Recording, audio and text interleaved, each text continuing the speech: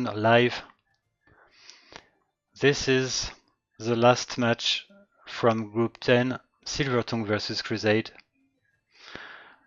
At this point, Firex looks to be already qualified with 6 points. So definitely the loser of the match we're going to watch is going to be eliminated and the winner will be qualified. Let's see if it will reach the first or the second place of the group. It will depend on the score. It can win 3-0 or 2-1.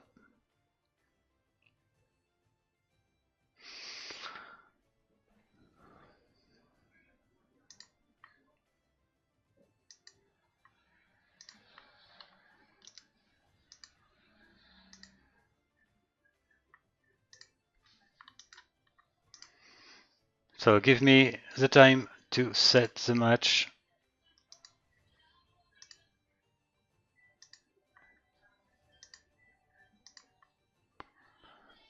And the civilization have already been sorted. So the first game is going to be Japanese versus Mirror.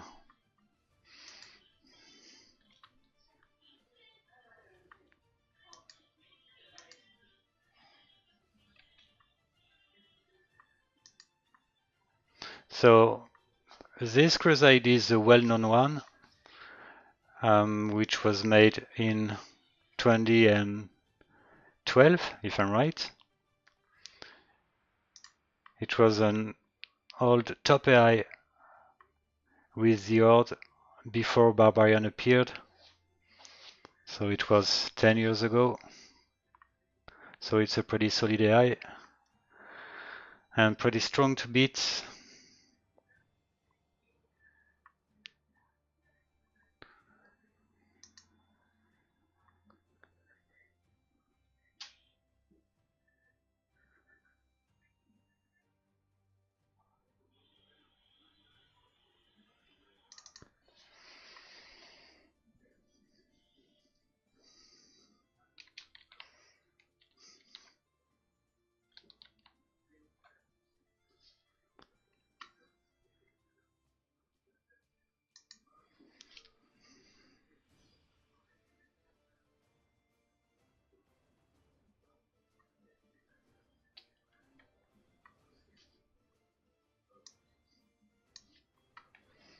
So first I will stay with that speed,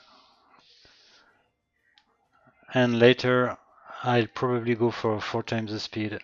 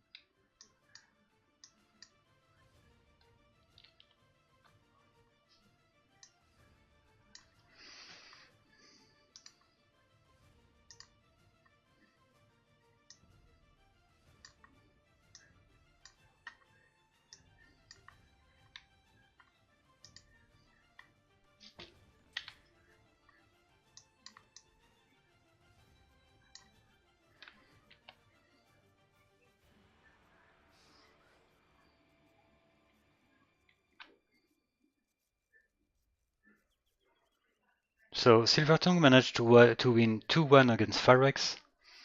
So it means that if SilverTongue wins, let's say 2-1 against Crusade, it would finish at the first place of this group. And concerning Crusade, it lost 1-2 against Firex.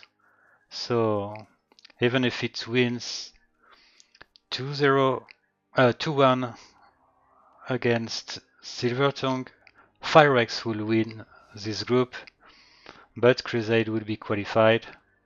And if Crusade wins 3-0 against SilverTongue, Crusade will reach the first place and Firex would be second.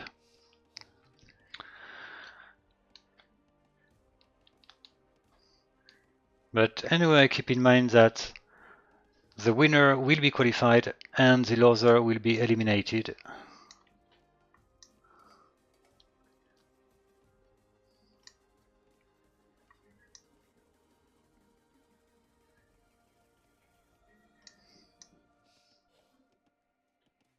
Yeah, I think that Crusade was made in 2013. And the author is Campeador, if I'm right.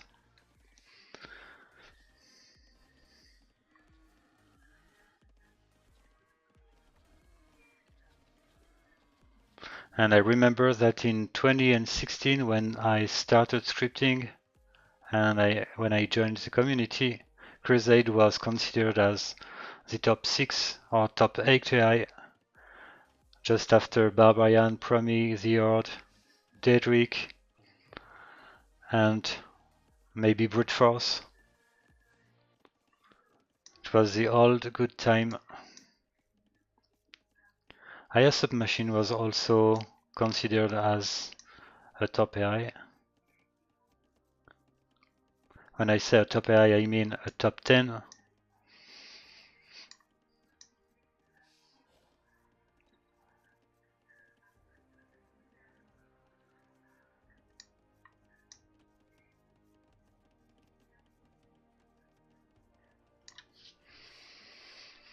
Anyway, good luck, SilverTongue.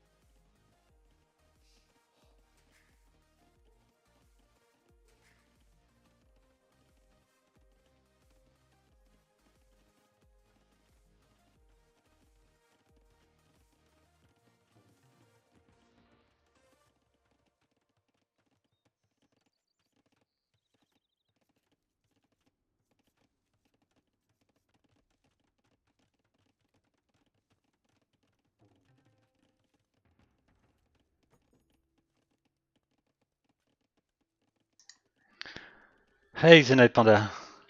Well, I just showed the 1v1 between 105 and Meleon. Well, against Puma, it was well, the 1v1 and the 2v2 were one-sided because Puma didn't know how to react against towers.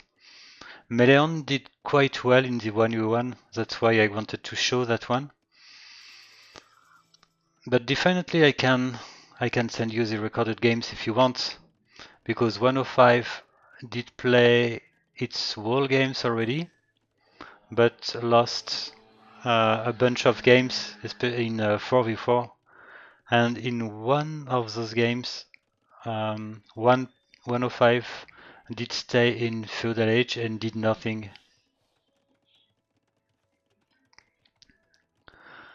How did the games? Okay, well, as I said, in one of the 4v4, 105 did have a bug.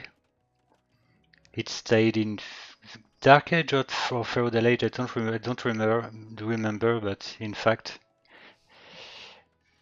And in the other, it lost. It did lose in late game because it didn't research Imperial Age. And it was just outnumbered about military population and was wrapped in late game.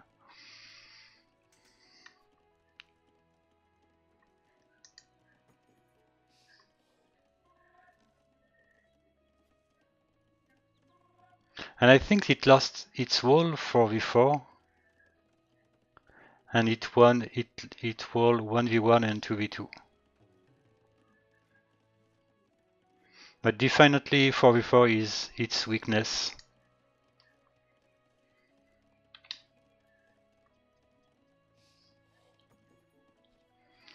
Alright, in fact it makes sense. But anyway, overall it did pretty well. And what is funny is that 105 will face Barbarian later in the tournament, even if it's in the final stage, next round.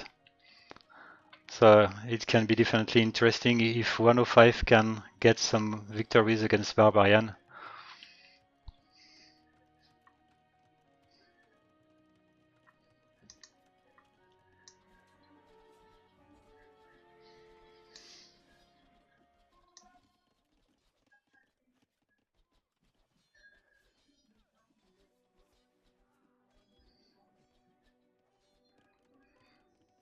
I hope that SilverTongue will make something else besides the archers.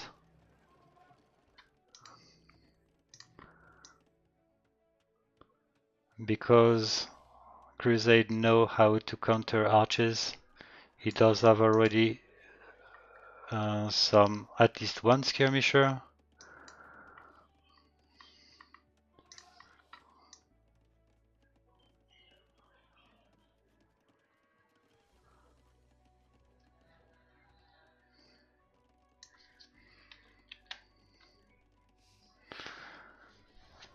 Hola, Randy. Welcome.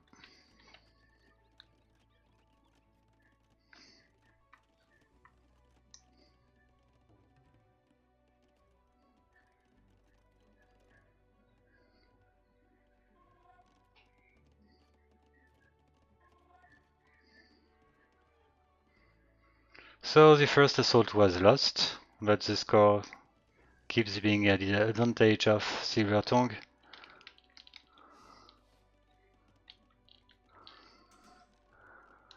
We've got one more villager for SilverTongue and a bit more military population. Fletching is researched, and so is the +1 defense.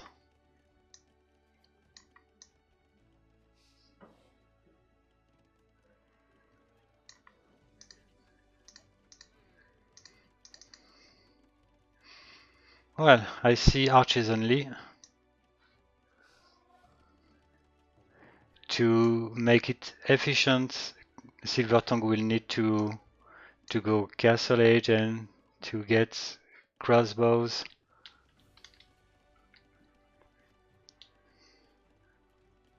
And Crusade its side is investing a lot in Feudal Age,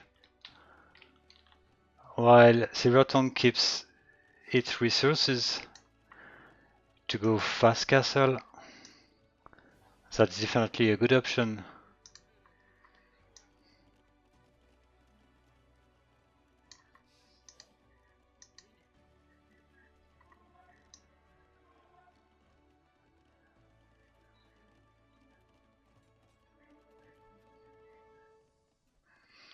And Crusade just train everything.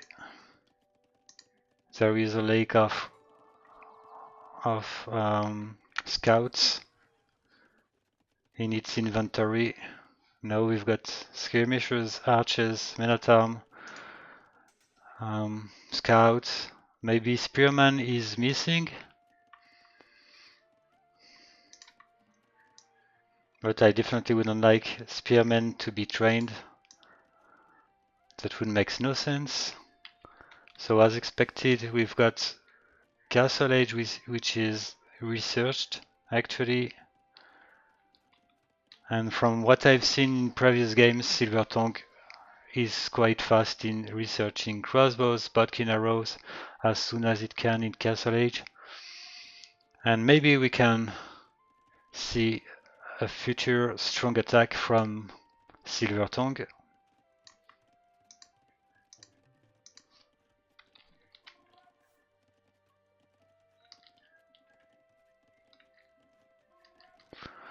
Alright, maybe a good timing for Crusade before the crossbows are gotten by SilverTongue.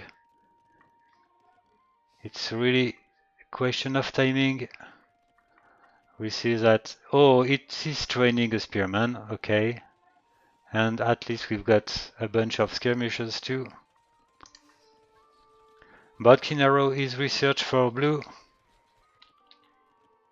And crossbows right now, okay.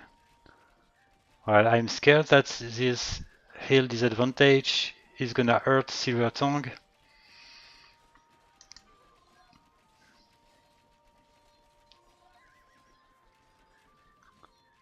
Well, it looks like SilverTongue is losing the battle. That's pretty close. We see now skirmishers, which is trained. I imagine that if it goes for elite skirmishers, that would help a lot.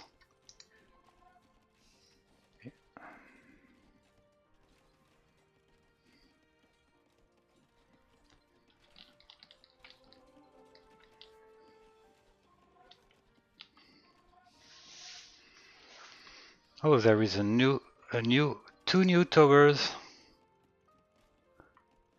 I like the fact that we've got a ram.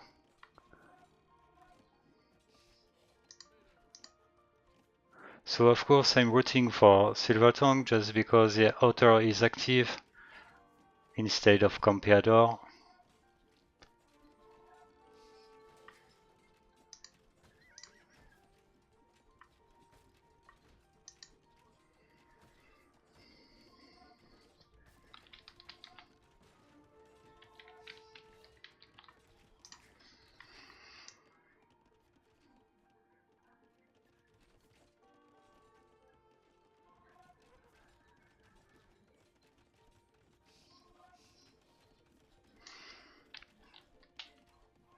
Alright, Crusade is eventually researching Castle Age.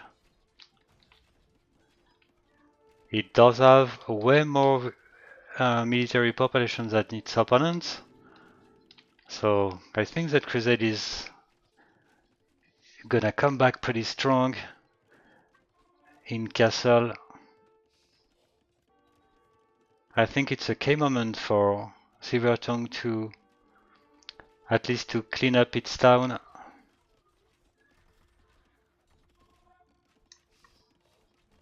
And from what I remember with Crusade, it loves to go for light cavalry, which can be a big problem for the crossbows.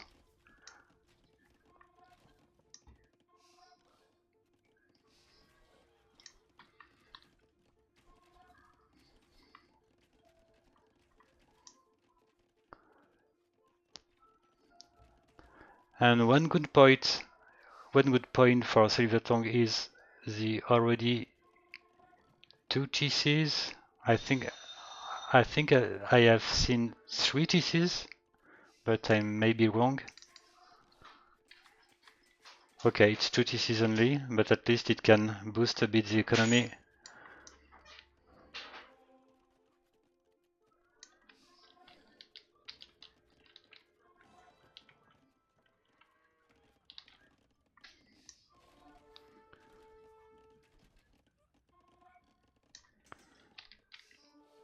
Okay, I think that I misread when I watched the military population. It looks like SilverTongue does have a clear advantage. And we've got eventually a 3rd TC.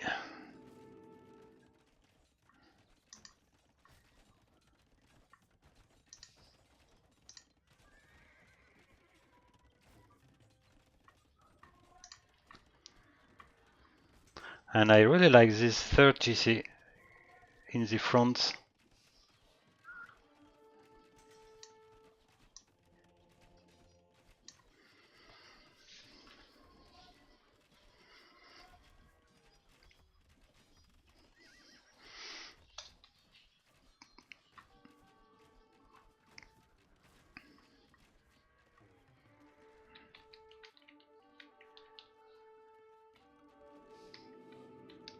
Yeah, 10 more villagers at this point for SilverTongue, and more military population. It's turning quite well.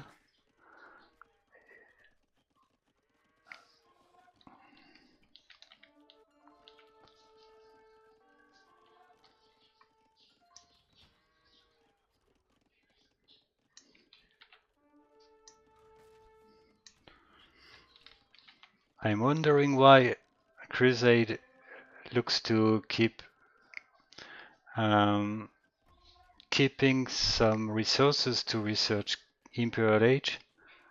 It's not too far from clicking Imperial Age. That's pretty risky.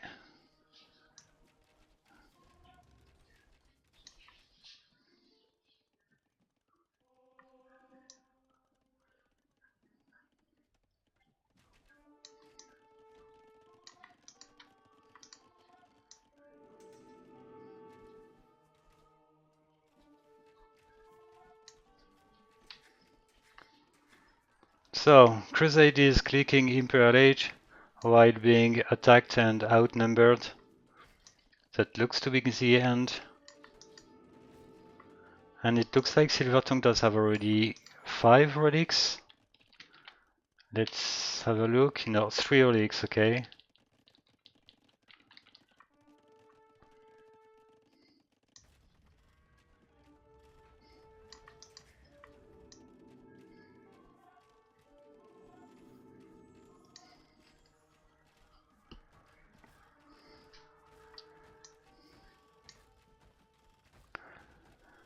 Okay, let's increase the speed.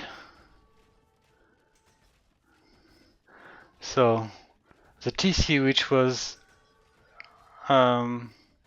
researching Imperial Age, is broken.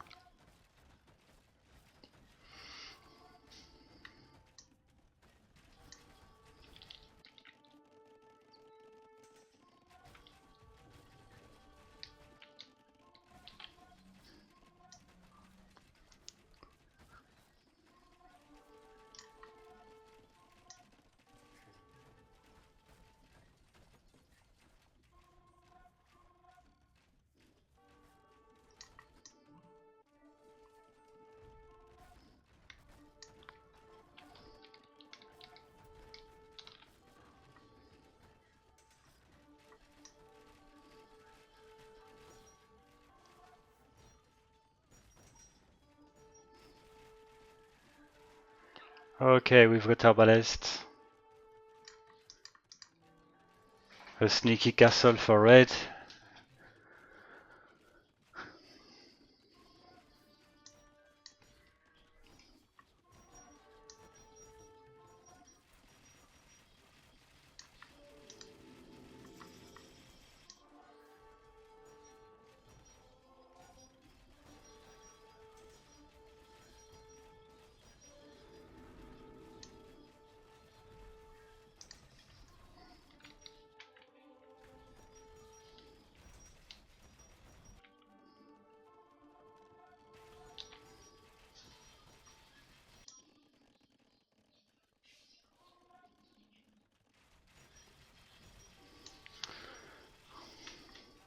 Alright, victory for SilverTongue.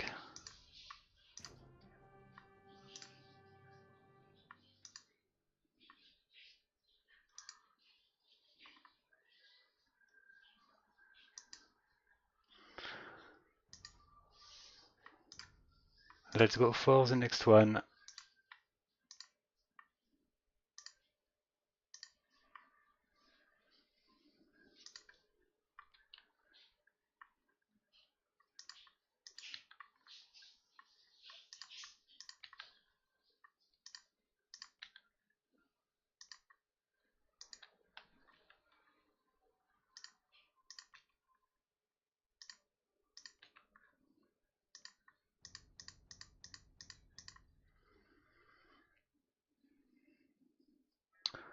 Civilization will be Mayan.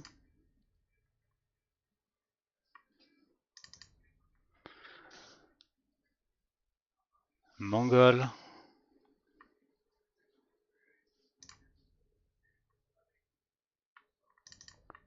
Byzantine,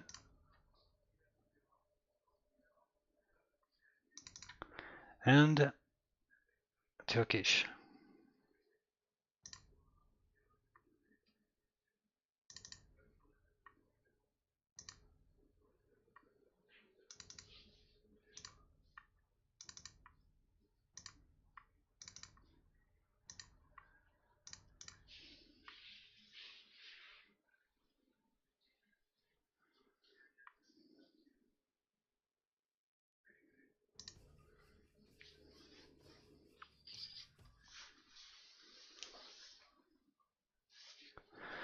So SilverTongue just need one more victory.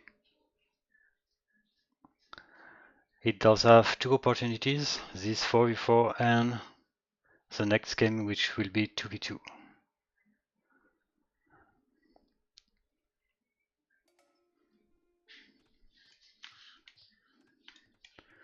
At least it wins. It needs 2 points.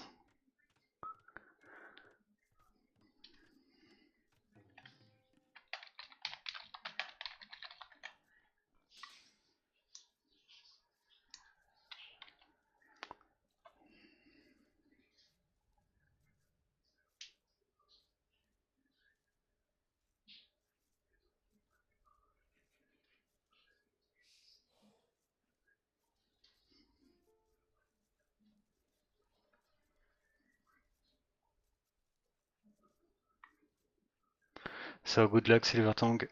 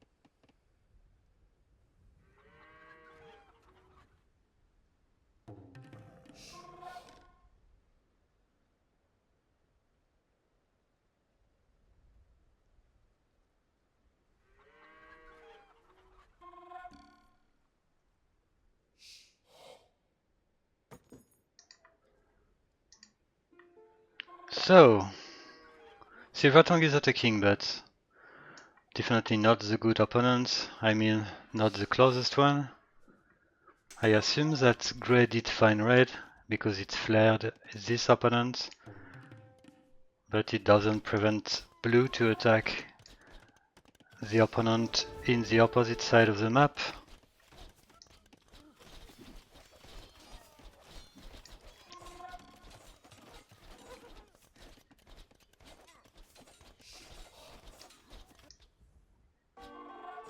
And the distance gave the time for Crusade to have already a decent army. That's already a lot of scouts.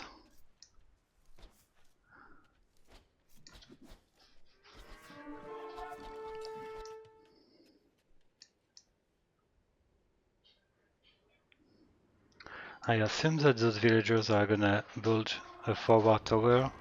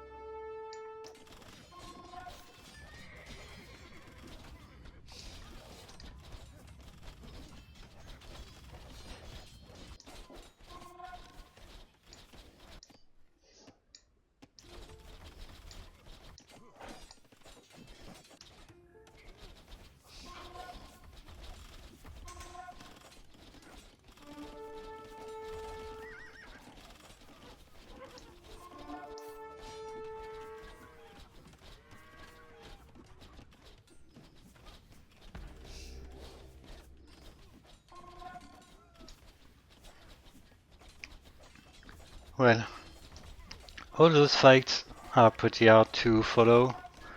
What I understood is orange and purple are attacking grey, red and yellow are attacking blue, but red did build a forward tower on grey.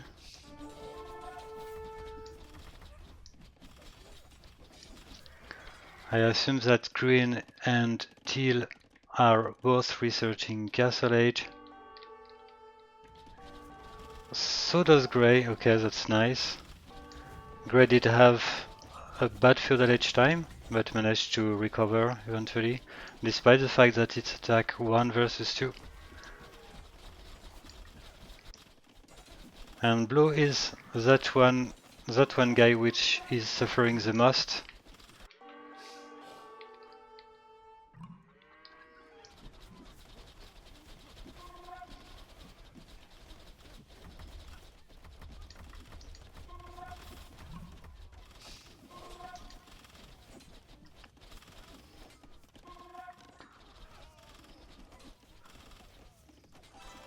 I really did like the placement of the second TC, but that was expected.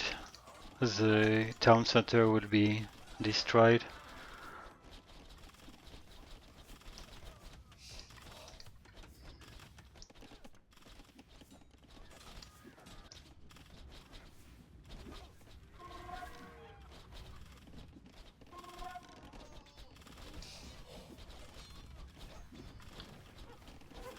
And blue is lucky to have all its wood and gold in the back, because the front is pretty dangerous.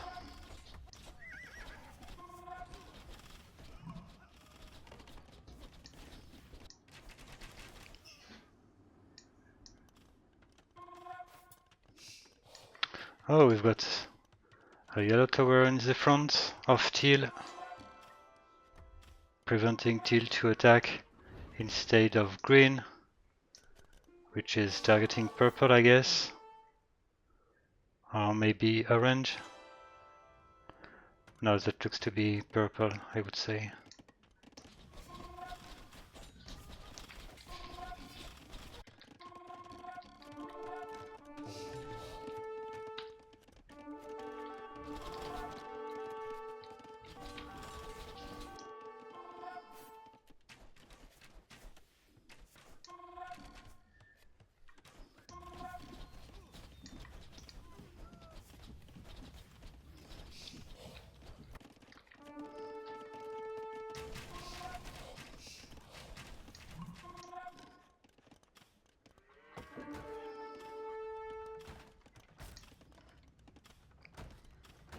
Grey definitely needs the support of teal.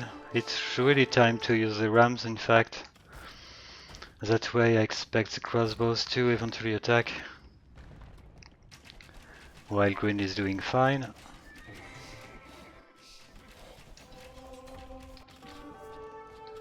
Blue eventually... I'm not sure blue will manage to go castle age regarding the resources, but at least it's actually surviving, maybe for not too long.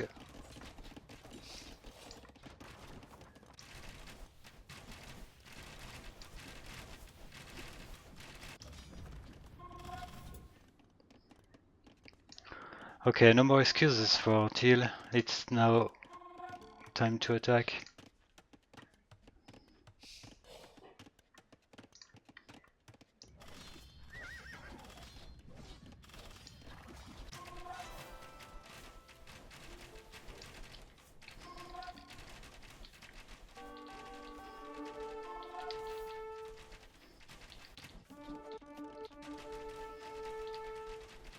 Well, green is really doing a good job.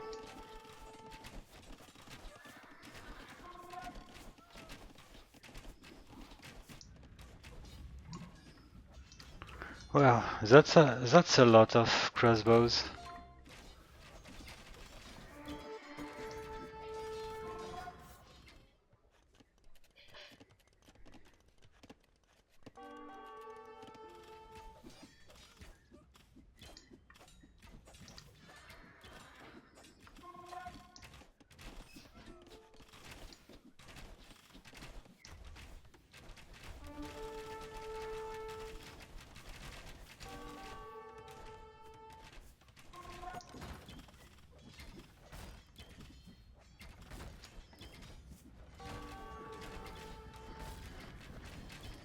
Well, SilverTongue is playing pretty safe against the towers.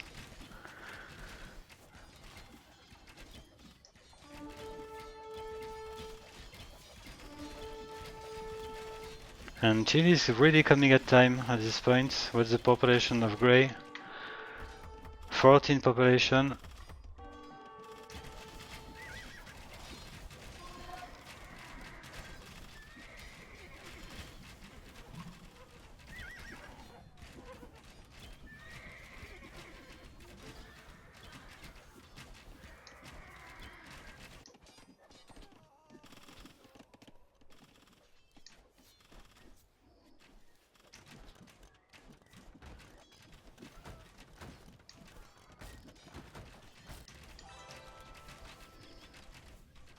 Well, purple is definitely outplayed.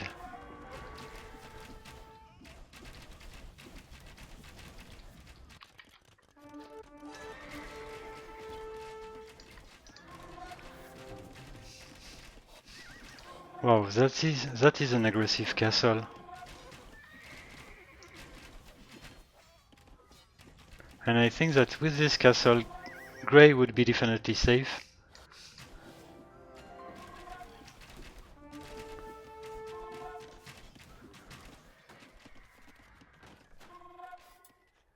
And it looks like Orange doesn't have anything to defend. Does it have an army? Supposedly, I don't know where are the 10 military population. Okay, we've got a bunch of knight and cavalry archers.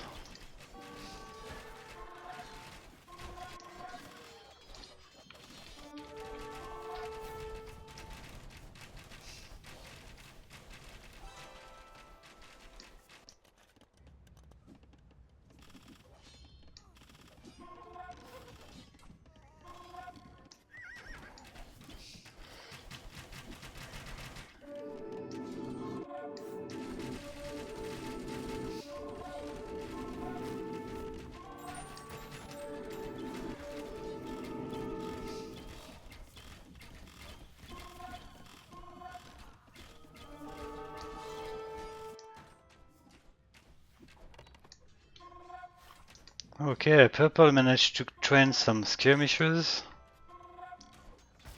It was unexpected.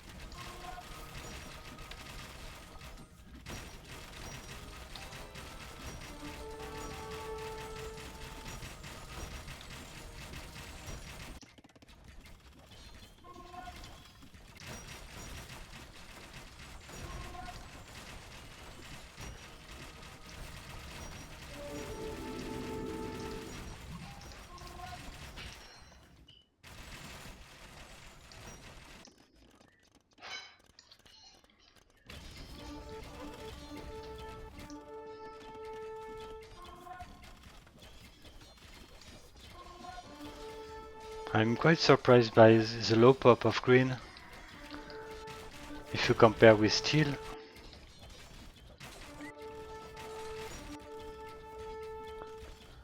We've got at least the same amount of villagers, but I assume that green did lose a lot of its units somewhere.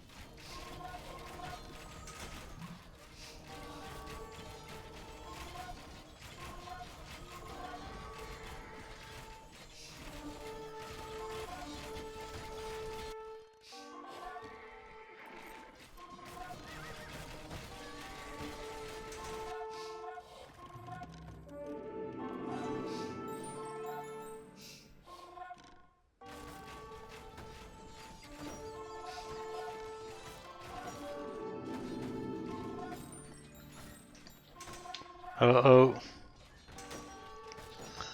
I think that Chile is actually losing so many villagers for some reasons.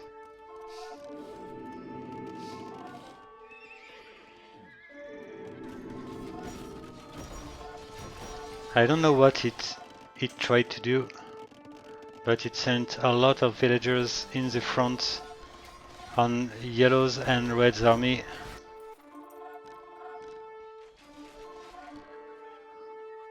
Fortunately, it stops doing this. And the game remains pretty close because we've got red and yellow, which are almost full population. So are green and teal. Blue and gray are dead. So are orange and purple.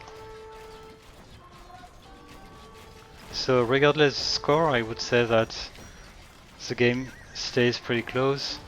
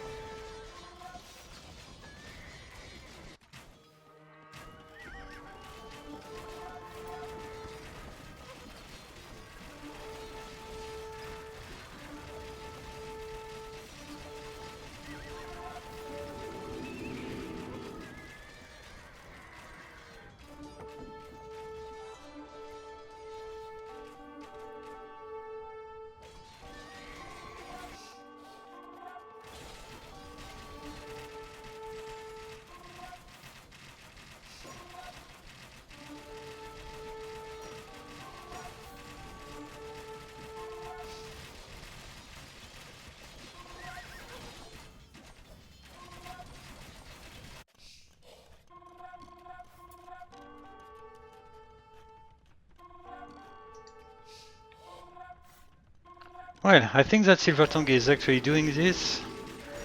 Red and yellow are now low pop.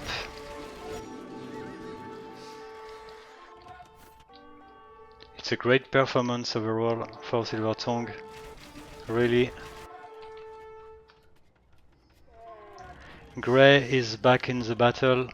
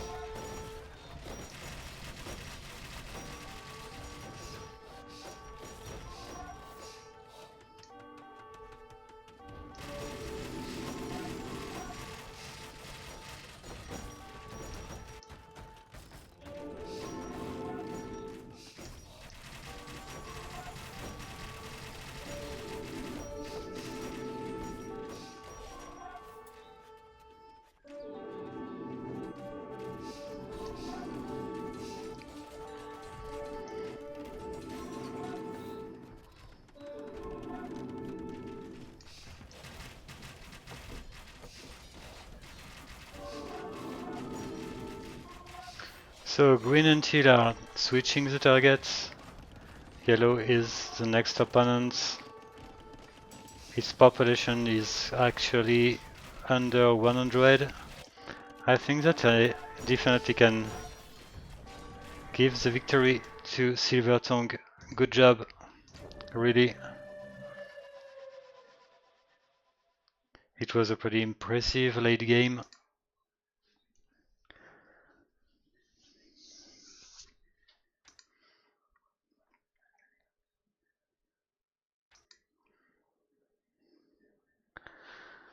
And so with this score, SilverTongue is already qualified and reached the first place of its group.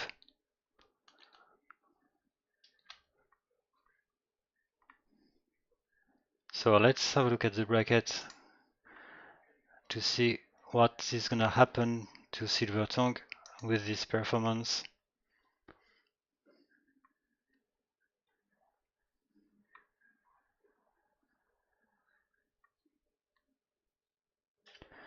Alright, so with 2 points, it does have the same amount of victory with Firex, but it won against Firex 2-1 previously.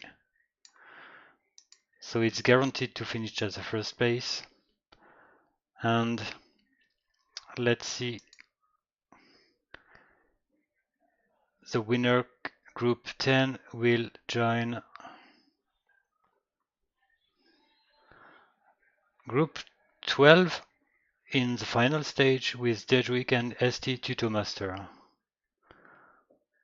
Interesting. SilverTongue definitely can do something against those two AIs. And let's bet who could be the fourth player, the second group 9. I imagine Scriptov winning the group 9, and we can imagine the Sergeant. Yeah, I think that the Sergeant does have a real opportunity to get the second position, which is the way to qualify. Alright, so I am out for today. I will play at least the third game for SilverTongue versus Crusade, but I will do it offline later today. So thank you for having watched. And definitely we will have a pretty interesting game in Group 2 between Mongudai and Elephant Man. That might be, I guess, kind of the final of this group. Mongudai will have to play against Novakathan. Those two matches will be for the next streaming, I guess tomorrow. And on Monday and Tuesday, MrElephant will cast some games. It might be games related to Group 1, so we might see Bundle City up playing against Bright Spark. I'm happy because Manco, the author of Bundle City, did work a bit lately, so we will have the opportunity to see its newer version of Bundle City. So that's it for me. See you tomorrow, maybe. I hope so. Bye.